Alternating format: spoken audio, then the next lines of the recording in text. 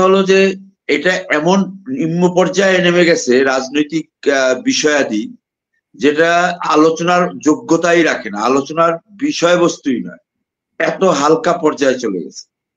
এখন দেখুন যে ইলিয়াস সাহেব দীর্ঘদিন যাবৎ ভিডিও বানাচ্ছেন, এখন তার এই ভিডিওর ভিত্তি কি? ভুয়া সমন্বয়ক বানিয়েছেন।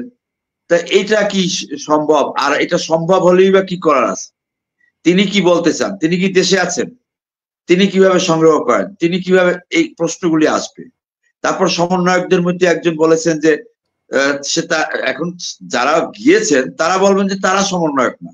সমন্বয়ক বিষয়টা তো একটা আপেক্ষিক স্পেসিফিক টার্ম, কারণ এটা তো ফিক্সড হয় নাই।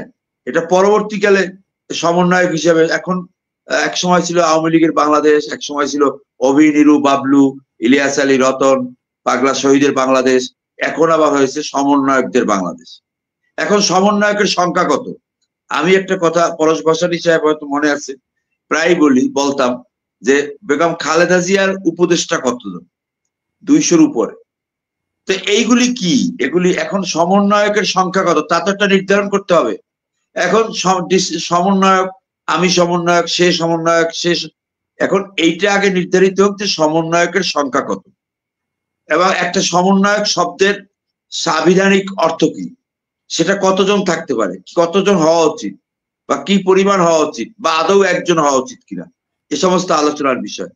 আপনি আসিফ নজরুল সাহেব রয়ের এজেন্ট, রয়ের সাথে বৈঠক করেছেন, তো সেনাবাহিনীর কর্মকর্তারা ছিলেন, তো সমস্যা কি? আমাদের দেশে তো সেনাবাহিনীর ঊর্ধ্বতন কর্তৃপক্ষ বা যে কোনো কর্তৃপক্ষের সাথে মিটিং করা যায়।